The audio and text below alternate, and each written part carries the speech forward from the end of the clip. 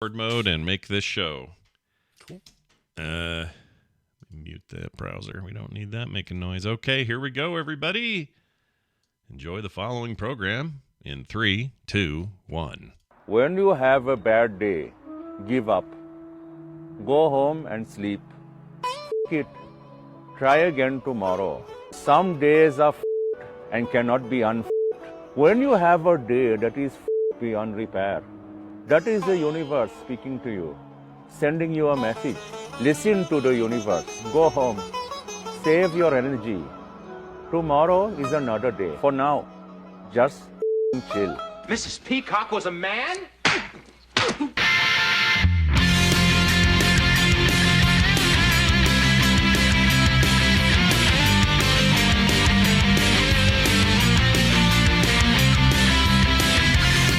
Yeah. The morning stream.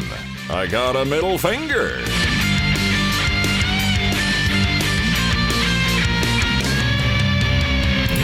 Good morning, everyone, and welcome to TMS for Friday, September 30th, 2022. I'm Scott, and that's Brian. Hi, Brian. Hello. Oh, hello. Happy Friday to you. Ooh, it's Yeah. weird. It's weird in here on a Friday. It is weird. It's weird. Yeah. Ooh. We're doing it at a slightly different time, 10 a.m. Friday. That's because the internet went out yesterday while the show was going. The stream started out fine, and then pre-show, I should say. Yeah. And after a bunch of wrestling around with problems and resets and all that, turns out it was a physical line cut, and I couldn't do nothing about it. So we're making up for it now. Okay? Sometimes there's just nothing you can do but say, F it. Yeah. And guess what? Having a backup ISP makes no difference if they share like a joint, whatever you call it, like a little fork. Sure. They share that, and that's what got cut. And now I'm just like, well, all right, why do I pay for both of you?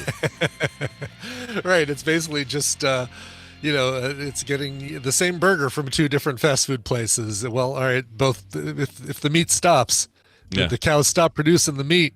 Yeah, They start becoming we're at artificial. that whatever choke point the cows are. That's the choke point I hit with the internet right. yesterday. Hopefully that means we're all good. I mean, I was able to stream all yesterday afternoon, no issues. I had some sort of sloppy early fix time that it kind of fixed itself over time. But the rest of the day, great. Core went off without a problem. It went really long, 3.5 hours. Good Lord.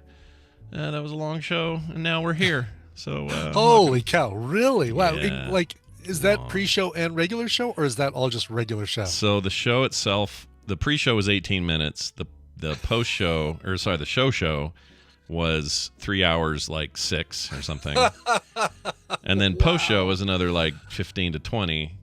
So yeah, it's a beast. It was a lot. But it's always long. It's always about 2.5, but we usually don't hit the 3 hour mark. That was crazy. Oh, I love it. Yeah. You want to have us go long, have big news like Stadia being canceled. Have that come up, and then we'll have a lot to talk about. So now the big question is, Kim's been gone for 24 hours. Yep. What have you eaten? Well, I'm having a Coke Zero for breakfast. And Okay. I had actually I did okay. Last night while I was doing the core, Carter went to the food trucks. We have a Thursday night food truck thing that's a regular thing around here. Cool. And so she and her friends went over there, and they got me a barbecue thing.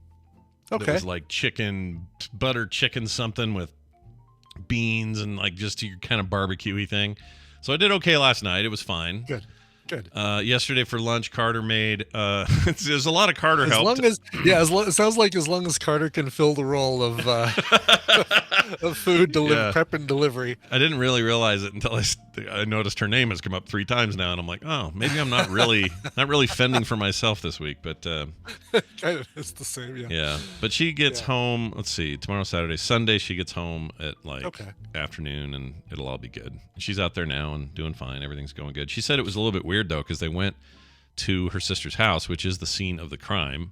Cool. And there's still bullets like lodged into the garage wall. God, I was thinking about that. Yeah, it's got to be just really hard for her sister just being there in that house. Yeah, she kind of can't wait to move. She's gonna get out of there as soon as she can. But it's good. She's got family around. Her parents are there, and the cops. This is kind of weirded me out. The cops did an investigation, but they left bullets in things, and I thought part of that investigation process would mean the extraction of bullets from walls and stuff. Yeah. But I guess the today, just leave it to. well, today some inspector's coming by that's working for her lawyer that will now look at all this. So maybe they have to keep some of that in there for... Maybe for insurance purposes. That would make sense, right? All right, we finished our investigation, but in order for you to get reparations, then we need to leave things in the state so that your adjuster can see them. Yeah, so they're going through all that right now, and it's all real lame. But Kim's like, it was really weird seeing all these bullet holes, knowing where he was standing, like just all that stuff. It's just weird, man. Anyway, should be home Sunday. Life will go back to somewhat normal around here, and we got Halloween to look forward to, so there's that. Yeah. Hey, I also watched Unforgiven. Don't ask me why, it just did. So I took... Yeah, well, you don't have anything else on your list, so might as well. Here's the reason. Well, here's partially the reason. I didn't have to act on it, but I did. Dunaway's been trying to talk us all into thinking Tubi TV is a cool place to go. Right? Oh, sure. And I thought, well, let me go see if these commercials are egregious or like how bad this is. Like, is it, what's their selection like? And actually, I'm kind of impressed with the selection. There's a lot of cool stuff on there. But I didn't know that, and just naturally using the Brave browser, this kicked in. But even if you use some other browser with an ad blocker, you don't get into the ads at all. Right. So, it's almost as if you're watching not Tubi TV. Yeah. It's like I'm watching it on something else. And as far as I know, Unforgiven wasn't showing anywhere else. So I had it go for a little bit. And I was like, oh, yeah, Sally Two Trees. We never really got any closure with her and them.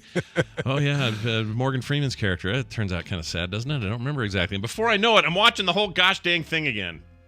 Wow. And it's great, by the way. Well, of course Unforgiven it is. I mean, holds we know that up. thing's great. There's no... holds up, man. No question. Like, you watch it now and you don't even feel... It doesn't feel like a movie made in 92. It feels like something you could have just made yesterday. But anyway, It's very good. Recommend it. Cool. It's on Tubi. With commercials if you're watching it on your television, but if you're on a browser, you can get around this stuff. Yeah, and not streaming anywhere else, commercial free. Not that I know of. I didn't look that hard, but it's usually the way it works. And then they'll rotate it back on. Netflix will get it for a while, and they'll lose it and whatever. But anyway, it was fun. Cool. Okay, Brian, you texted me yesterday and said, I have the ultimate Lyft story. I can't wait for tomorrow. So now I'm dying to hear what happened. Yeah, we got to play intro. Hold on. Intro. Play the intro. Here it is. Be courteous and obey traffic regulations. All right, go for it. And I even said in my message, I'm currently on the strangest Lyft ride I've ever given. It's not like, just finished a weird Lyft ride. No, I was actually able to send you a message while this weird Lyft ride was and going that said on. It was from Siri's help. Did you have to say this out loud, and could they hear you? I did say it out loud. So, all right, let's get to the story. All right. Let's hear it. All right, so doing Lyft yesterday, dropped somebody off in a little part of town called Cherry Creek. Cherry Creek is the Beverly Hills of the Denver area. It's the pricey area. It's all the fancy restaurants and the expensive shopping mall and the furs and jewelry stores and stuff like that. Sure. And a salon, apparently. So I get a new Lyft ride, and then it says note included with Lyft ride, which means that the person who requested the Lyft ride has sent me a text message, usually to say, here's the gate code, or come around to the west side of the building. That was where I'm at, etc. Like, it's usually something along those lines. Right. Like, okay, makes sense. Right. And I sent you the message that they sent me, and I'll read it now for the chat room. It says, hey, if it's okay, I left my money at work. I'm going to have one of my coworkers just give it to you to drop off to me. Nobody's actually going to be riding, if that's okay, period. They didn't say period. They didn't even put a period there. I just added that because I love it belonged that they would have there. said period. That would have been great. Yeah. I'll give you a $10 tip. Okay. I reply back, okay, sure. I'm thinking, wow, probably left their paycheck at work, or maybe they left wallet with $200 or something like that. And I'm looking at the ride, and it is a 12 and 3/4 mile drive, 31 minutes. That it's going to take me to pick up from point A and deliver at point B. So, all right, cool, interesting. Yeah. I pull up to this hair salon, and I flip the little button that says, I've arrived. And somebody on their phone comes out and says, here you go, and hands me a $20 bill. Okay. folded $20 bill. All right. And I kind of look at her like, this is it? And she's like on the phone, yep, thanks. And then she gets back to her talk and runs back into the salon. Weird. $20 bill. Yeah.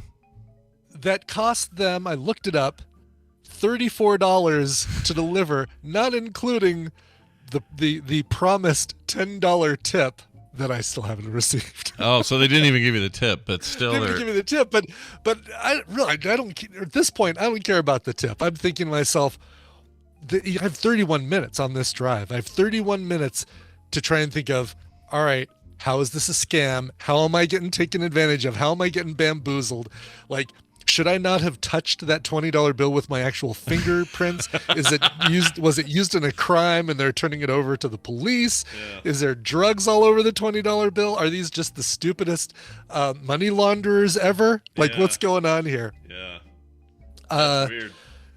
I did unfold the bill just to make sure there was nothing weird inside, like a little baggie or anything. No, it was just a $20 bill folded in fourths.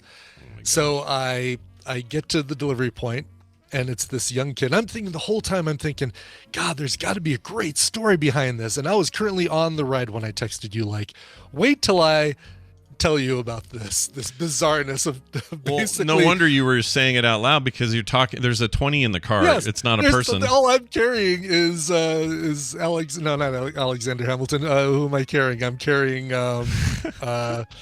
Oh God, why can't I remember who's on the 20 all of a sudden? I can't either. I can't think of it. This how little we use paper money these days. Andrew Jackson. Andrew Jackson, the racist one. Yeah, he's on there. Right, exactly. Yes. So we're, I'm driving, and like all in my head, I'm thinking, oh, okay, maybe there's this is on somebody else's expense account, and they're really trying to stick it to somebody, and they just needed something to put in the ride to do or whatever. Yeah. I get to the location. I pull up, and kid comes out, maybe 22, 23-year-old kid. Roll down the window, and I say, "Here you go." And I said, just out of curiosity, how much did it cost you for me to drive this down? He's like, $20, and which I know is a lie, because I looked it up. Yeah, you have access to it. I have access to that, and I said, so why? And he said, oh well, I've got a lot of DoorDash credits that apparently work with Lyft, and so I just used DoorDash credit to get my $20 delivered from my work. And I'm thinking, still, you could use that $20 of DoorDash credit to pay, I don't know, for DoorDash? I mean, yeah. Is this $20 so crucial that, like, you needed this cash in hand for some sort of transaction that you couldn't have done with a credit card or with a debit card or something like that? Do you feel like it was part of some desperate drug deal or something weird like that? I don't know. I don't think so, because I mean, had to have cash. I don't know. It seems like the tougher part of the drug deal is the transportation of the drugs, not the passing along of the money. Yeah. It feels like the money transaction could have been done. If I was going to carry anything, it would have been the drugs. I'm really curious. Like, now I want to know. I need to know. How are we ever going to find out? I know, and that's the last I'm going to know of this whole story. But it was not a very satisfying answer from this kid about why he spent $34, 15 of which, I got 15 for that drive. Again, not including the promised and never received $10 tip. That's really weird. My opinion on that is, the not getting a tip is fine, because the story itself is worth it. And I had to save, basically I took screenshots of all of this stuff, because it doesn't seem like anyone would believe me if I told them the story. Yeah, I delivered a $20 bill halfway across town. That does seem like an odd thing to tell anyone ever. It's a very weird idea. Protection in case shit goes down and you show the police. No, here's the text message I got. Here's the way bill. Here's the information. No, that's wild, dude. What a weird thing. I wonder if you. I could have taken the 20, canceled the ride, and he would have come out ahead. Yeah, he would have. Yeah, he would have had more money in the end. He would have had more money in the end. Are you? What if you? If do you ever? Did you consider swapping one of your 20s with their 20 just to see? Oh, if, hell no. No. There was a little part of me thinking, I wonder if this is some sort of weird test of, like driver honesty. Like, I said, oh, all they gave me was this $10 bill to give to you, or give them a different 20, and they'll say, oh, the serial number doesn't match the 20 we gave you. What did you stop and get a coffee on the way? Or weird. But, and the 20 was a good passenger. It didn't ask for water and didn't change the station, like the music you played. It didn't ask for the heat to be turned up. Didn't open the window. Well, God, good thing it didn't open the windows. No kidding, right? Dang. Yeah, That's but a wild it's just thing. I've driven a laptop before, which made sense because somebody needed it for work. Sure. The roommate said, yeah, here you brought it to the car. Here you go. And I delivered downtown Denver, but I've never had to deliver a $20 bill. And I don't think I'll ever have to deliver a $20 bill ever again. Yeah, that's a great story though. You're gonna be able to, this is why I love your Lyft stuff, because there's always something weird. The potential for odd is always there. It's just a matter of are you going to hit it or not. It really is, yeah. And the two rides I had after that, I told them the story and I said, "What do you think? What's the deal?" And we were all trying to come up with reasons as well, and couldn't do it. I didn't know that that the service even had a way for you to take stuff to people. I just thought it was people. I didn't realize technically that. I mean, they treated it as a ride. It was, I was transporting a laptop that was named Bill, basically. Nice. Is really what it came down to. I've even seen Lyft rides take dogs before without people, and it's just basically getting it from a dog sitter back to the owner, and they don't have access to a car or something. I didn't realize it basically just use it as a courier service. I didn't know that was a thing you could do. Yeah. Interesting. All right. Well, maybe next time you get a 50. I don't know how they feel about it. If Lyft would have a problem with me or with somebody transporting a dog, but well, I mean, they couldn't get mad at you, could they? Because you're just responding to the call, and but I could say no. I can't take a dog without a human. Companion. I see. So you could have turned down this 20. If it was a service dog, yeah, as long as there's a human companion with it. But right. But if you could have turned down this 20, there's no reason to. So Yeah, I could have. And they don't have rules somewhere explicitly saying any other stuff? Because that just seems crazy to me that they wouldn't have at least some rules. Because what would stop you from, like, what if somebody said, "Look, I've got 8 pounds of marijuana. It's legal here in Colorado. I just need to move this somewhere," and you would be technically breaking trafficking laws, I think, even though the weed itself is legal. It's true, exactly. Yeah. And Lyft, I've taken food before too, right? Like, you pick up food at some place and you deliver it to somebody, and it's still just considered Lyft. It's not considered DoorDash or Uber Eats or Grubhub or anything like that. Lyft does have some sort of connection to one of those. Obviously not Uber Eats, but one of the other ones, and I don't know which one, but prescriptions, food, auto parts. I mean, I'm able to do that. Can you pick up? I'm just looking to see if there are any rules or anything. You should pick up sexual aids at the drugstore. A box of condoms for some guy named Larry in the right. Yeah, exactly. Look, if that's the question. Let's say I get a bag folded over, but not stapled, not taped, nothing like that. And it's like, pot brick sized. But the opening is folded over. Yeah. Now I would basically take a picture of it when it's put in my car, take a picture of it when I arrive at the place so that you see the timestamps on the two, so that people can say, yeah, those wrinkles match exactly. That bag was not moved or opened or anything like that. But anybody else out there, would you open it, Scott? Like, would you say, I've got to know what's in there? Oh, if it's not sealed is the big kicker, right? Right, exactly. No, there'd really be no way for the recipient to know that you just peeked in the bag. There's no staple, there's no tape, there's nothing. I might look. I'm trying to think, like what circumstances would make it so I would like be, if it was just like a lunch bag, barely folded over, not even tightly folded, just sort of hanging there. You mean a brown paper bag, not a lunch bag, like it says Taco Bell. Right, not like that. No, I don't need to look at that. But if it's just a brown paper bag, nondescript, and it felt like a little brick in there, I think I'd peek. I think I would. Even though I think I shouldn't, I think I would. If I'm being honest, like I would be so freaking curious.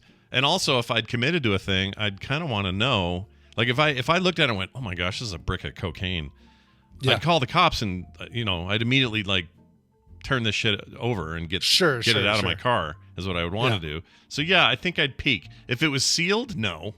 Yeah, well, of course. I'm not going to open it that way, even though it's not mail. I mean, I'm not. BioCow has the best answer. What if there was a phone live streaming at the bottom of the bag facing up? So in other words, it is literally a ceramic brick with a phone, an iPhone pointing upwards with the live streaming. What would be live streaming? You, or they would be live you? Streaming to see if the driver opens the bag. Basically. Oh, I see. So they're filming me opening it. Yeah. Then they would have my face. Yeah, and then you'd get stitches, I think. per the Snitches v. Stitches case of 1972. Sure, that was an important case. Case law has never been the same since then. Exactly. Yeah, well, it's all Mark Rober. Yeah. Interesting. I don't know, but I'd love this. I couldn't do it. I wouldn't do it. I wouldn't open the bag. But, yeah, the more we talk it through, I think this is good, because if I ever am faced with this, I don't think I'd look at the bag. Yeah. Because then if I took it, at the very least, I would dump it off, and it's out of my hands. And then if it turned into a big thing, I could say, yeah, I had this bag. Here's a photo of the bag that I took, and then here's where I dropped it off, and I took a photo of that, and I did what the app told me to do. And there's nothing in the terms of service to say I can't do this. So you'd be in the clear that way and never know. Yeah. You know what? You're right. That's the way to do it. I'd still be curious as shit, though. Oh, for sure. And I would, without a doubt, when I got to the recipient, I'd say, can you tell? So what's in the bag? What did I just drive somewhere? Yeah. And if they're like, I'm not telling you, then I know it's Coke or pot or something. Yeah. What if they pulled but out if he's like oh, it's a copy of Candyland for my kids. Candyland.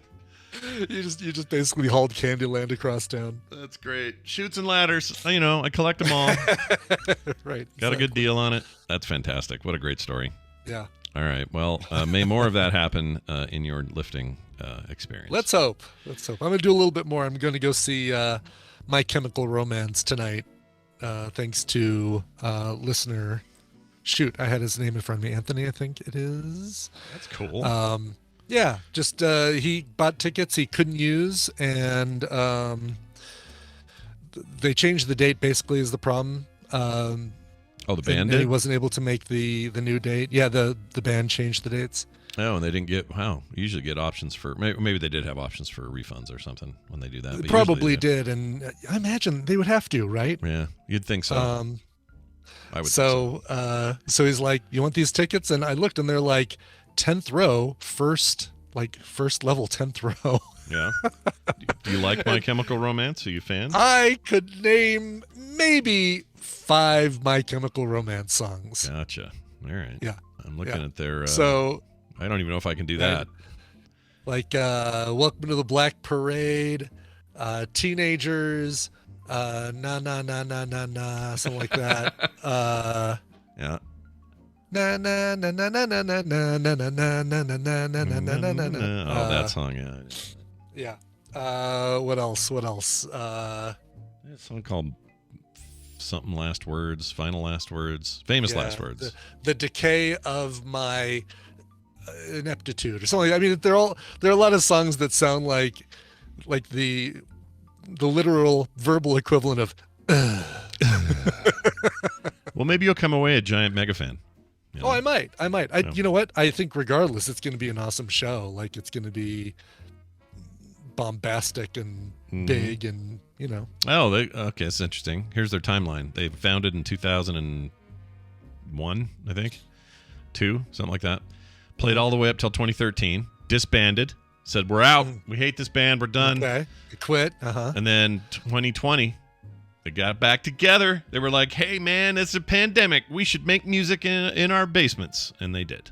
So now that's why they're back. So you get to see them on the fresh, hot backside of this. Tour. Yes, yeah. Exactly. The we needed the money tour. Very nice. All right, yeah, Nikki I'm looking wrote forward in. to it. I think it's gonna be fun. I think so too. And I hope something weird happens there. You know. Yeah. All I care about is content. I want Brian to get peed on or something weird, and then. Oh, thanks. I mean, I don't want you. I'm sure there's a better thing that could happen to me than getting peed on that would still be good content. I hope you see someone else get peed on. That's what I want. Okay, there we go. That'd be good. I don't want you to get pee on you. Nikki Ackermans wrote in. We know her. She's smart. We do. She clones sheep. She's great.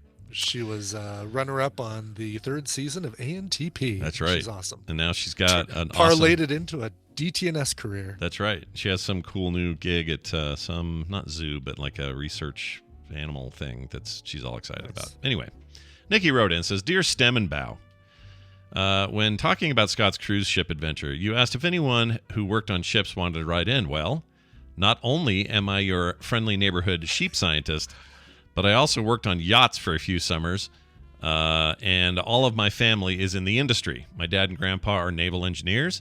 Uncle is a captain, and my brother is a chef. Maybe she means chief? Probably chef. Oh, no, chef on the boat. She definitely means chef. Yeah. Okay. That's good. I guess I mean chef on one of these boats, I suppose is what she means. A lot of the yachts actually have so when you rent a yacht for a week for $250,000, I worked work for a website for a lady down in Fort Lauderdale. So probably the ships that the Ackermans were on, where you see prices for these things for like a week, and it's like, yeah, you get a full crew, and some of these bedrooms look better than your bedroom in your house. And how much are those usually, do you think, for a week? $235,000 to $250,000 a week to sail to the whatevers, the Azores or the that's a lot. Trinidad and Tobago. Buy a cheap house for that. Oh yeah, horrible.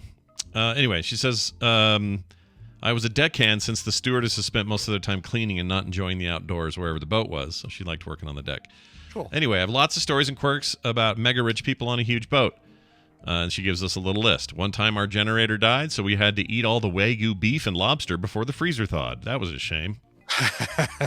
Darn. Yeah, it's a real bummer. My main job was to get up every morning, jump off the bow, and line up all the jet skis outside for the guests in the morning, even if they didn't plan on using them. I also had to consistently wash things that had already been cleaned, including outdoor ceilings, which made a drop of ice-cold water drip down my armpit, and is probably the reason I couldn't bear the job. Like you're cleaning the ceilings, like I hate that feeling. Ugh. Especially if it's cold. Ugh. Blah. Yeah. Says I had to wake up a few times in the middle of the night to make sandwiches for the guests coming back from parties. Makes sense. Ooh, I don't know if I want a 2 a.m. sandwich from someone who's just sleeping prior to that. Yeah. Anyway, I was the youngest, so I was stuck on watch from 3 to 6 a.m. looking for floating ship containers that didn't get picked up on the radar. Talking about Scott's weed question, it's illegal to have drugs and guns in international waters. My uncle once got arrested because of a certain DOGG because of this. I assume she means... don't know. Snoopy Poopy Poop Dog Poopy Dog. Who she must be talking about. Interesting. Then we go on here to say when crossing the Atlantic, there's usually a party halfway through to baptize sailors who make the crossing for the first time. For us, it meant saving all the food scraps from the first half of the trip and dumping them onto the poor sailors, then hosing them off the fire hose while dressed as Poseidon. Crossings are boring. We had to stay entertained, she says. I have more stories. Awesome. Happy to share them. Best, Nikki. Well, that's great, Nikki. That's awesome. Yeah. If that kind of debaucheries happen on a small boat, I get, there's got to be some kind of stuff going on big cruise ships that we just never hear about. Yeah. I don't know what, but yeah, that's we went The Secret Life of the Cruise Ship or whatever the documentary you watch. I want the Cruise Ship After Dark. Which is probably sadly one of those stupid Bravo shows, isn't it? It's going to be like Below Deck. Well, who was it? Was it Film Sack or Randy or somebody was saying that there's a lot of sex on those the cruise? Yeah, we were saying it here because we found a top 10 things you didn't know about cruise ships when we were looking up the confirmation on that I-95 thing. Oh, right. It was here. And there was a there was like a list of all the things that you wouldn't expect happen on boats, and one of them was all the sex. Yeah. One of it was sex. Yes. Yeah, putting the wieners to the vaginas. That's what you do. Just firmly pressing one up against the other. That's right. Yeah, you got to get it in. All right, we're gonna now we're gonna now do some news and see how that goes. So enjoy this. It's time for the news, brought to you by.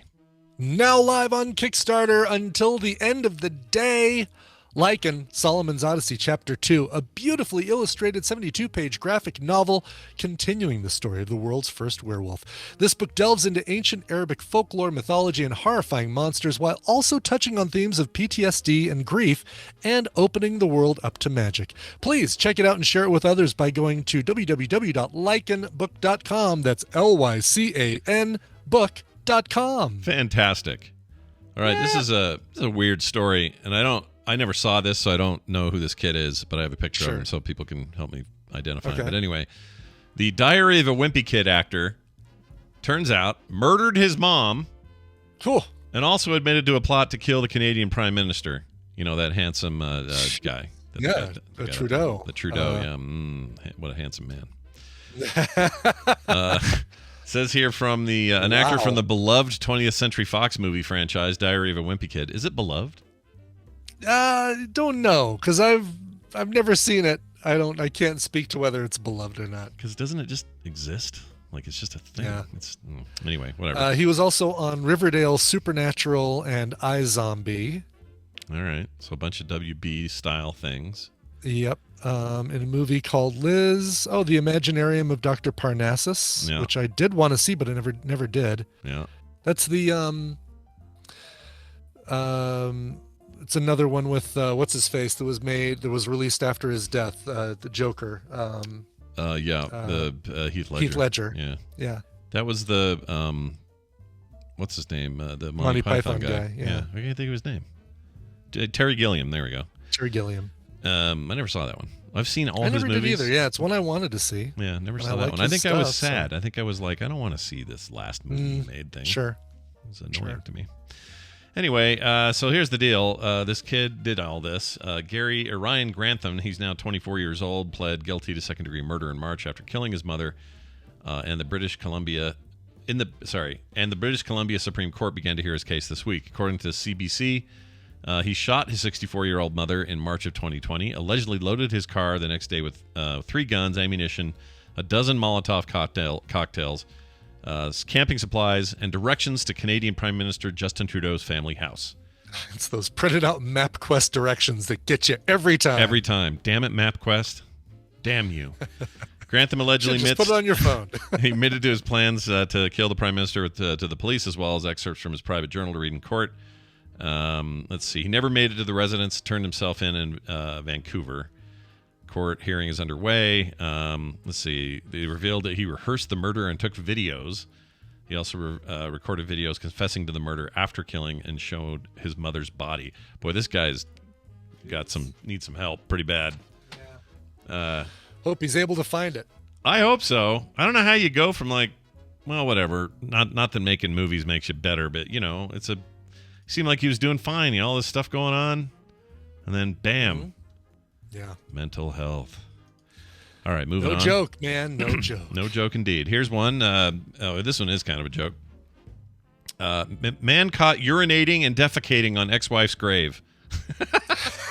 I guess, wow, that's... yeah. He got the last laugh. Yeah, he did. A New Jersey man was caught urinating on his ex-wife's grave near 5 decades after their divorce. Wow. Michael Andrew Murphy was horrified as he captured this desecration on September 18th. The gravesite is in the Tappan Reformed Church Cemetery in Orangetown, New York. It was the resting place of his mother Linda Torlello, and none of that matters. Oh, jeez, okay. Murphy told local news outlets that his mother's ex-husband was leaving feces and urine on his mother's headstone for months. Aww. Apparently holding on to a grudge from the 1970s. The suspect, 68-year-old Dean Etchler, was briefly married to Torlello before they divorced in 1974. They've had no contact since 76. They were only married for a year. They had a bad breakup, says Murphy. This shouldn't happen to anyone. So the guy's got such. He said he and his sister started finding deli bags filled with feces at their mother's grave in April. Deli bags full of feces. Deli bags. I don't like this at all. On rye? Yeah. You like the you want the pepperoni? Is this shit kosher? Man, like, get over it, dude. It's over. It's done. It's past. Yeah, I feel like this is well, again, I can't get into other people's heads, but this much time, you're just gonna say, oh well, now she's dead. I'm gonna poop on her grave a whole bunch. Very, very weird. Jeez. It's very weird. So there's that. Watch for that, everybody. If you go to a grave and you see a deli bag, run. Don't pick it up. Don't touch it. Yeah, get out of there. Anyway, he's in trouble. I don't know what you do for that though. I don't know what the law is that you're breaking when you're doing that. It might just be public desecration. Is there a desecration? Like a grave thing? I don't know. I don't know. I don't know if I don't know if there's an actual law. My mom used to say that. She used to say, if you walk on graves, they'll arrest you. She'd tell us when we were little. No way, really? She was lying, but she said that. Yeah. And that was just her way to have us not get on graves. Sure, exactly, respectful and walk between them. I would just say, if you walk on the graves, when they come back to life, they can reach through and grab your foot. That's not bad. That's just as realistic. For me. Yeah, just as realistic of a story. I would have preferred that. The funny thing is, though, it's kind of our fault. It's adults' fault because we make cemeteries. Modern cemeteries have a lot of headstones that are flat to the earth, right? Sure. Not necessarily ones that stick up. So when you go to some of them, especially this one out here where my dad's buried, every gravestone is just like an equidistant skipping stone. Like right, like a paver. Yeah, and so when you put a bunch of kids in there and they see this grid, this checkerboard of fun things to jump on, what do we expect them to do? You're basically saying, look at this big game of hopscotch we found for you. Yeah, they're 6 years old. They don't know. So go easy on the children. Someone think of the children. All right. Here's a fun story. I don't know how I'd feel about this. A box of 200 mosquitoes did the vaccinating in a malaria trial, and that is not a joke. One Seattle morning, Carolina Reed, sat in a room with 9 other volunteers, each waiting to take part in a clinical trial for a new experimental malaria vaccine. We're always working on that malaria, We got to get that thing. Yeah. Her turn came. She put her arm over the cardboard box filled with 200 mosquitoes and covered with a mesh that keeps them in, but still lets them bite. Oh, God. Okay. Yep. Literally a Chinese food takeout container is how she remembers it. I doubt it was literally that. A scientist then covers her arm with a black cloth because mosquitoes like to bite at night. Then the feeding begins. The whole arm swelled and blistered, she says. My family was laughing, asking me, why do you subject yourself to this? And she didn't do it just once. She went back and did it 5 times. You might be thinking... I hope she got paid a lot for that, but that's interesting. So they're letting the mosquitoes. How are they administering? How is the vaccine getting into the mosquitoes? Because it's not a natural we have some mosquitoes that are born with the vaccine, some that are born with malaria. Well, here's how it works. So it's actually not that different than traditional vaccines, but instead they just use the bugs themselves. But anyway, they say, here's what the doctor says. We use the mosquitoes like they're 1,000 small flying syringes, says the University of Washington. Okay. Sure. The lead author on that thing. Let's see. The insect delivers live malaria, causing plasmodium parasites that have been genetically modified to not get people sick. The people still make antibodies against the weakened parasites, so it's prepared to fight the real thing one day. So it's really not that different than getting it in a syringe. I don't know why they have to have it this way and not the syringe. It's not so bad. You're not getting stung by a weird mosquito. That mosquito is just putting parasites in you. Oh, that's so much better. I mean, it is literally the process that I don't know why this is a thing, because the process of getting a vaccine is often involves either a modified or dead or weakened version of the virus, right? Yeah, right. And they inject it into your arm. That's what these mosquitoes are doing. But why? Why not just do the syringe? Could you? And they don't really tell you here.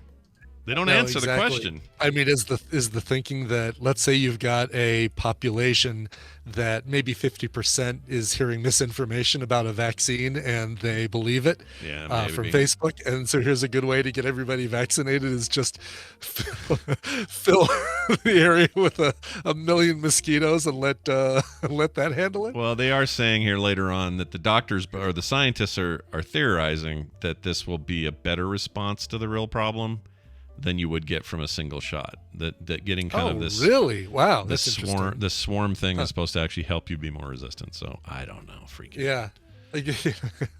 We're going to go release these mosquitoes at, I don't know, a Trump rally or Sturgis or... Sturgis would be great. Sturgis would be perfect, right? At a Smash Mouth concert. Yeah. Start him on stage. Have him come out of what's his name now? He'll go, somebody, and then it'll go flying out. Bah! Like Candyman. Yeah. Instead of bees, it'll be mosquitoes. Yeah, I can't wait. It's going to be great. I'm going to Sturgis next time. Yeah. All right, check this out. I love this story. Churches using shameware apps to make sure members don't watch any porn. This is great. The Evangelical Southern Baptist Church, known as Grace Point, was caught relying on a little more than God's watchful gaze to keep an eye on members in his congregation, and if the church feels compelled to clarify, it is not a cult. Anyway, members joining Grace Point's congregation are asked to install an app called Covenant Eyes. Okay. Which is explicitly marketed as an anti-pornography app, and according to a must-read investigation by Wired, Covenant Eyes spies on members' web traffic, takes a screenshot of their phone screens every single minute, and then sends this information to the accountability partner, in quotes. In reality, is more like spyware. I mean, that basically is what it is. I don't think this would even run on an iPhone. They're not going to let this in here. This is like Android stuff. I don't think so, no. Okay, so... I'm fine with that. I won't watch any porn, but it's going to take a picture of my screen every minute. And it's going to know that I'm currently at church and not take pictures of my screen every minute all the time. Yeah. Holy crap. I mean, literally, holy crap. Yeah. And also, I'm not going to join that dumb church. Forget it. This is Exactly. this is a Covenant Eyes. Yeah, Covenant Eyes. Please install this. If you No, I'm good. I'm not coming in. You guys are weird. That's just weird. Even look, I don't care if you're... Here's what I think is true. Yeah. People who go this hardcore on this sort of thing are hiding something. It's always a case of don't protest too much for you. Yeah, always. Sure. And I'm almost always right about it. I hate being right about it, but it's often true. Clearly, the head pastor or whatever is big into porn and is like, I've got to make sure nobody watches porn. Yeah, he's got to overcompensate for his porn use. Yeah. And it's almost always the case. So... Could be. I guess what I'm saying is Grace Point, no. All right, we're going to take a break, play a song. When we come back, we're going to have some reading time with Amy. She's going to recommend a book. Yeah, I'm very excited about that. So stick around for that. We got to play this song, though. What do you got over there? Burning a hole. I've got a group called Cave States. They have a brand new LP. It's called Liminal. Just came out last week, earlier this week, September 26th. So it's just a few days since release. These guys kind of remind me a little bit of, like a mellower, Mumford & Sons, maybe. Lumineers probably would fit with a concert with them. Anyway, it's really, really good stuff. Here is the first single from the brand new album, Liminal by Cave States. It's called Something for Someone. Check out the dirty bird, ain't it gay? I'm just glad you're doing this in the privacy of your own room.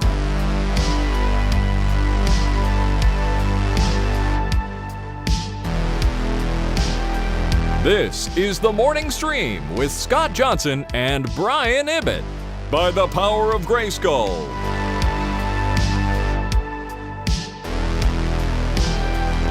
And we're back. Hey, I have a terrible short-term memory. Who was that band again? That was, it's only been 4.5 minutes, Scott. That was the band Cave States from their brand new LP, Liminal, and the song is called Something for Someone. Like subliminal, just without the sub, right? That's the spelling? Exactly right. Yep. Nice. Subliminal. Nice.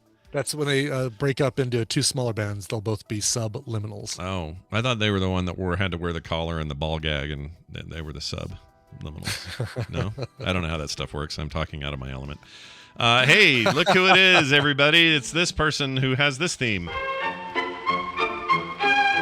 Yes, that's right. Curl up in a ball and grab a couch. We're gonna talk to Amy about books. How do you relax, Scott? I don't know. It's starting to get a little weird around here. I need Kim to get home. Anyway, it's Amy. We're gonna do Read This, and I'm really glad you could postpone a day with us. Thank you, Amy. Oh, my pleasure. Yeah, I didn't have anything on my calendar today, so it worked out well. Oh, that's awesome. Perfect. Well, good. We're going to get right into it. I can tell already from what you sent me that you're probably excited about this one because this is a book you really like. Any setup before I play that? No, this is so my only setup is, we did some hard work. We covered some hard stuff last week, so I decided it was time to take a little vacation. And when I want to take a little mental vacation, my favorite place to go is Discworld. So we're going back to Discworld, folks. Back to Discworld, y'all. All right, here's a clip for you to enjoy. He tried to read grim fairy tales. They had titles like How the Wicked Queen Danced in Red-Hot Shoes and The Old Lady in the Oven. There was simply no mention of clocks of any sort in any of them. Their authors seemed to have a thing about not mentioning clocks. The glass clock of Bad Shoeshine, on the other hand, did have a clock, of a sort, and it was odd.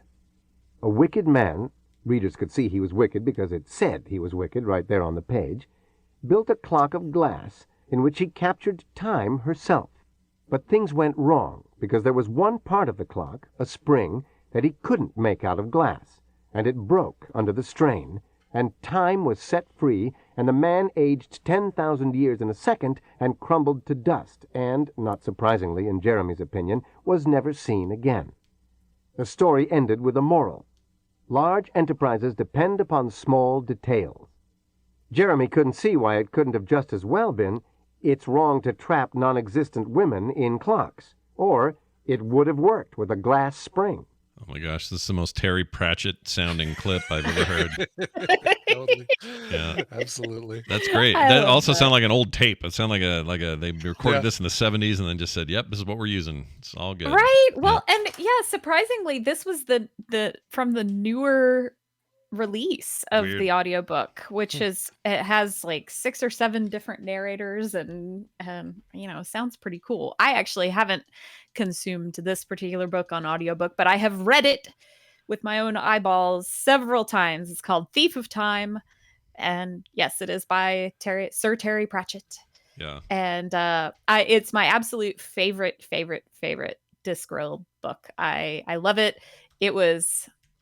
This was the first Discworld book I ever read, and I love all of them, and I gobble them all up, but I haven't found one that I like any better than this one.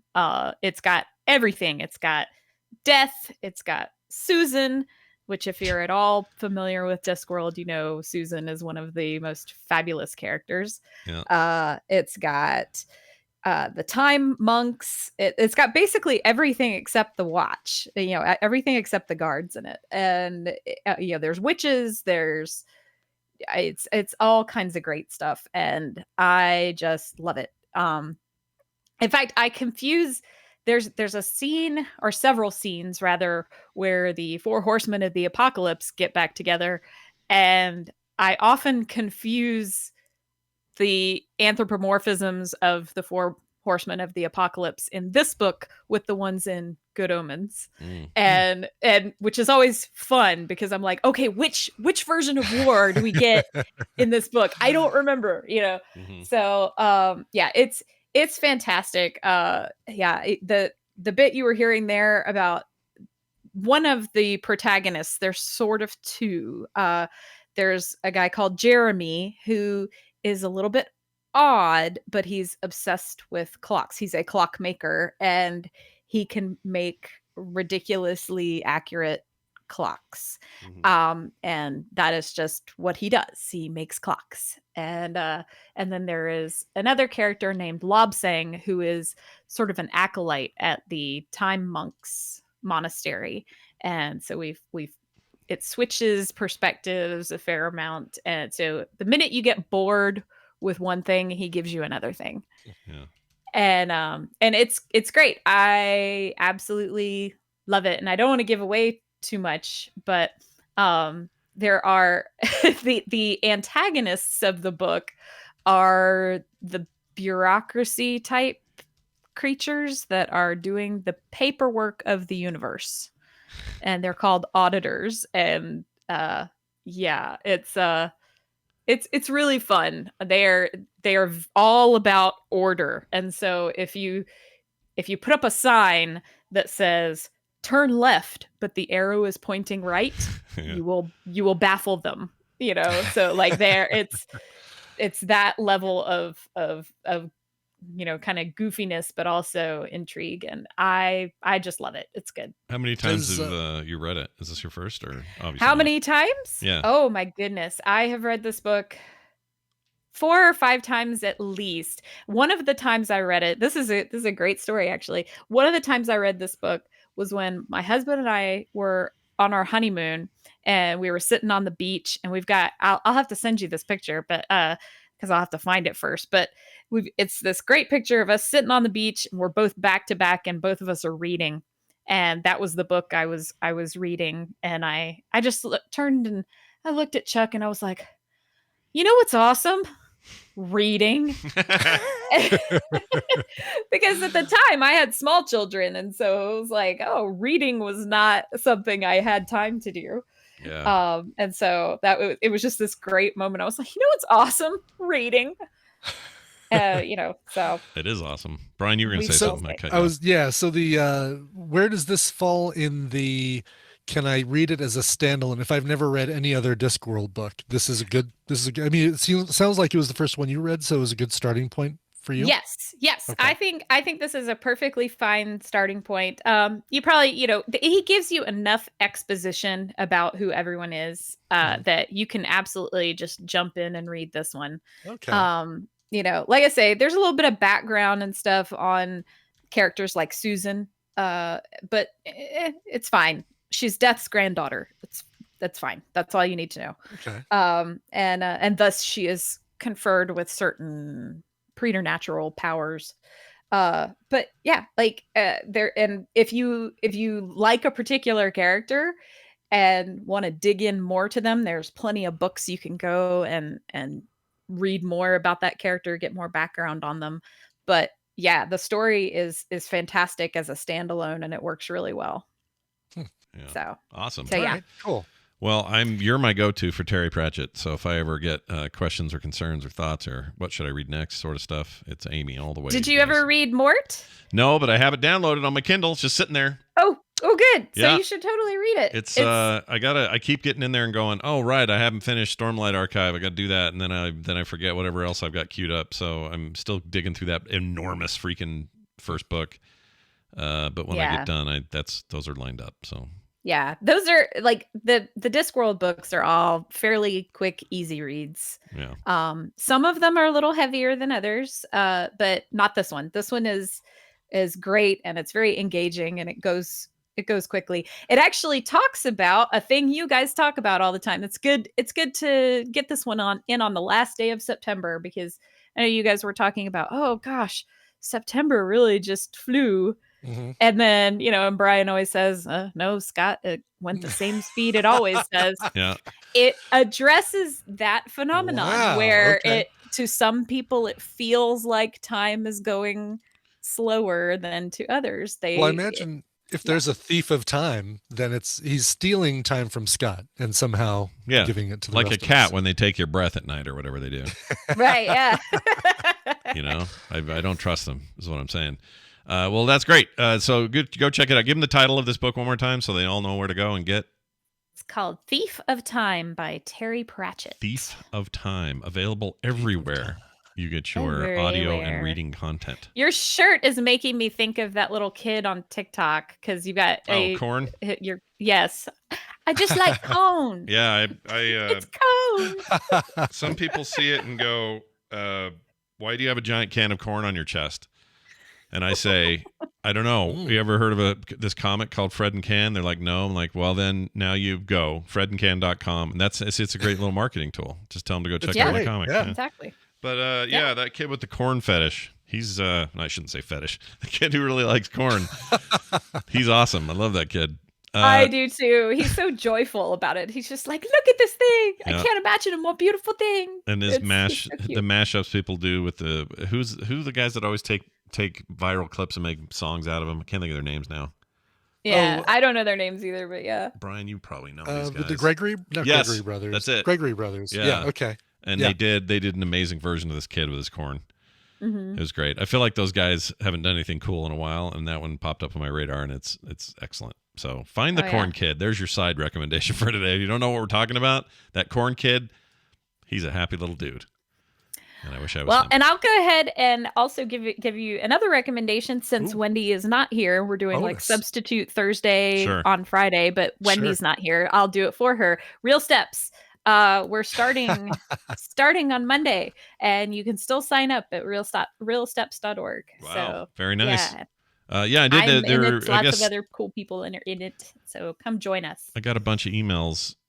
Oh yeah, it does. It's ending, like you just said. You got to get in there, guys. Get in there. Sign up before the cutoff, because it's awesome. And ask Amy; she'll tell you. She knows. She knows what's up. Indeed, it is great. It's great stuff. I've done it 6-7 times now. And I look forward to it every time they do it. Nice. Well, that's good to hear. And Wendy, if you're listening, she isn't. But if she is, I'm sorry for chasing you down with a cold soldering iron and touching your forehead. All right. That'll do it for our time with Amy. Amy, thanks so much. We'll do this again next week. And have a great one. We'll see you later. You too. Bye. Bye. Bye. Bye. Bye. Bye. All right. Look at this here toward the end of the show. Well, we're almost done. Oh, you're right. It didn't. I know. We are a little short today. It's okay. It's Little, yeah, but that's all right. You know, it's once in a while, it's fine. You know, we just live. Sure. I'm not going to put extra padding in my driving a $20 bill Lyft story just to give people an extra half an hour of content. That'd be disingenuous, and I don't want to be disingenuous. There you have. Oh, hey, real quick. Christine Fletcher email just came in. We're gonna have to wedge this in. All right. Yeah, we can't ignore this. All right, so as long as it doesn't begin with "Please don't read this email on the air." I've done that before. And receive email. I do that all the time. I hate it. I never read ahead. Anyway, Christine Fletcher says, "Hello, friends. Heard about this on NPR yesterday, and I'm going to try to sign up. As far as I know, Scott, Morgan, and I have not had COVID, at least not yet. So we could be what they're calling in this super Dodgers. How great would that be? Scott and Kim, you should also check this out. So there's this NPR.org article." It's also part of a show. There's a 6-minute listen on this thing. Anyway, throughout the pandemic, some people have avoided catching COVID altogether despite multiple exposures. Do their immune systems have some type of protection that others are missing? And there's this whole back and forth with this doctor or this expert that it's entirely possible that there is a subset of people who just don't freaking get it. And you could be like the kid, the baby born that can see in the TV show See, where nobody can see. Yeah, nobody else can see, but the baby can see on See. See? Oh, yeah. But I'd give that show an A. That's cool. I was almost a super Dodger. So close to being a super Dodger. Well, and Vegas. You took it. Yeah, Vegas doesn't like Vegas. If Vegas is going to make you not a super Dodger, or if any place is going to, it's Vegas. If any place is going to break my super Dodger status. Yeah. So this is really interesting. I'll have to go listen to it and read it. Bobby as well. Like I know Bobby's still clean. Still clean.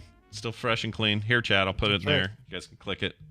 Brian will put it in our Discord. I guess you have access to the chat, but I'll put it in here.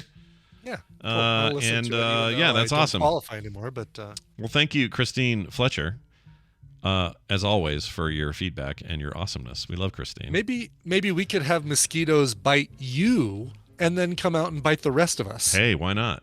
Yeah. Let's do that. Let's go right back to the source. Let's have diseased bats bite us directly. That's what I want. Perfect. That's a great idea. I want to put my arm in a hole and come out with 1,000 bat bites. I'm very excited. Excellent. All right. That'll do it for us today. Thank you all for listening. And sorry again about the day bump. We can't control some of these things, but they happen. But we're glad to bring it back to you today. In the meantime, patreon.com/TMS is the place to sign up and support this fantastic bit of content that you get so much of in a single month. Why not throw $1 or more our way? You can do it easily at patreon.com/TMS.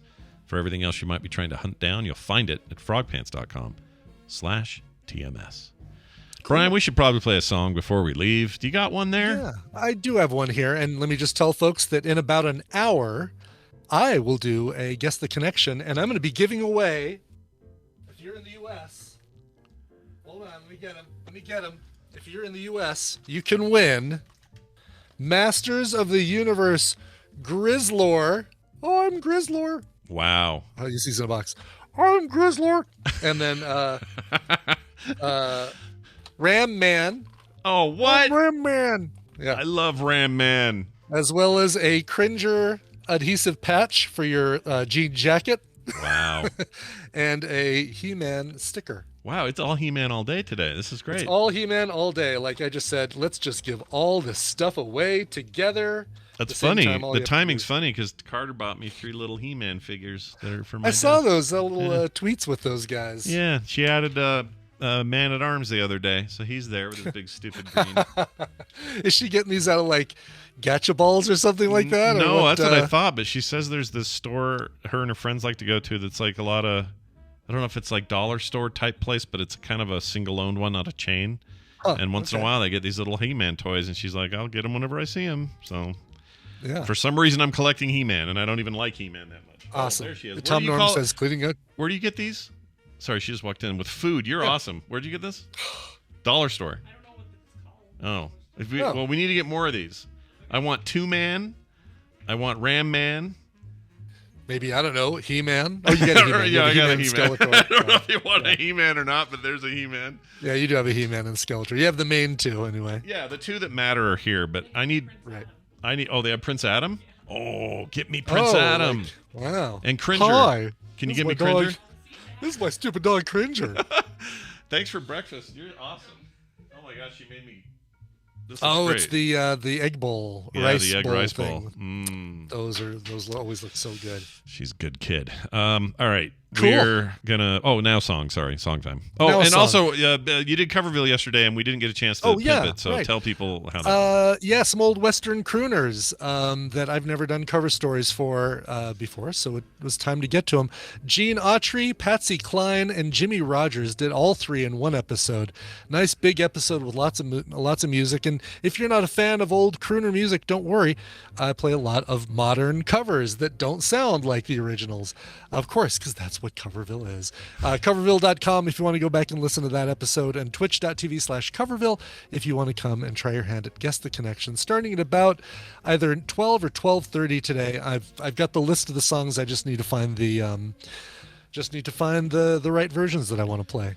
Nice, very nice. And you did this during the show time, right? I did this right, exactly. When there wasn't a TMS, I just said, "Oh, all right, I'll do a Coverville." I'm really glad you did. Gave everybody who showed up things to watch. That was good. Yeah, absolutely. And they get to watch me play a deck I'm having a lot of fun with on Marvel Snap right now, which is Lockjaw and Thor. And that's officially out this month, right? This month, the 18th, officially next month, because tomorrow is the beginning of October, comes out October 18th. And so you and I, if we do a series, like basically a series of videos where I explain the game to you, and we put those up on YouTube, those will be huge when the game goes live, because people will be looking like, all right, how do I get cards in this game? How does the ranking system work? How does this work? How does that work? Right. Well, I've watched you play a few times, but I'm probably going to need advice. I don't know how to play this game. For sure. We'll cover all the basics, even the stuff that you know and understand. Very cool. All right. Cool. All right, let's get to a song. Yeah. This one goes out to Xander, who says, "Hey, sweeps and bleeps. I'm recommending this fun synth cover of Hotel California because I've gone down a rabbit hole learning about music production with synthesizers lately, and I love the sound engineering that goes into this type of music. Let's see. Whenever you're able to fit this request in, I'd be happy to hear it. You guys are the best. Thanks for all you do, Xander." Oh, thanks, Xander. All right. So this is a version by a group called the Moog Cookbook. If you look at any of their albums, you might think that they're Daft Punk because they're wearing space helmets. You can't see their faces. They look like they're trying to be anonymous, that whole thing going on. Sure. So that might be the vibe you're getting from them. However, in reality, it's a derivative of the band Jellyfish. If you remember, a 90s band had a big hit with a song called "The King is Half Undressed." One of the members, and I want to say it's Andrew, no, not Andrew Sturmer. I got to pull it up because Roger Manning from the band Jellyfish. Gotcha. they're involved with this, and it was such a cool project. They released 2 official albums, and then if you emailed them directly for a while, you could get their 3rd album, which was called Bartell, which was like B-sides, remixes and things like that. Really? If you emailed them and they would just send it to you? Wow. Yeah. Okay. Like, and that email, I don't know if it works anymore, but that's how I got a hold of it, and it's just great. I love that. Yeah, and Matuba, my favorite guitarist of all time is a guy named Jason Faulkner, who is part of Jellyfish during the first album, and I've followed everything in his career since the end, since he left Jellyfish, and I've never been disappointed. Every album of his is fantastic. Isn't that the one you always tell me is such a great cover? My favorite cover of all time is his version of Both Sides Now. Both Sides Now, yeah, I love that. Yeah. So good. You are correct about it. All right. Let's get to the Moog Cookbook and their cover of Hotel California. This came out on their 2nd album, which was called Ye Old Space Band. Go check it out right now. Here is the Moog Cookbook. Nice.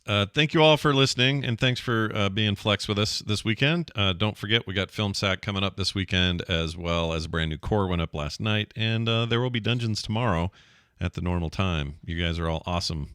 We'll see you then. This show is part of the Frog Pants Network. Frog Pants Network. Get more shows like this at frogpants.com. You're the gay. Yeah, they're the gay. You know, the gay. Look at the dirty bird. He gay. I mean, checked in on him. Is he? No, he's still putting out. I've sadly subscribed to his YouTube thing, although I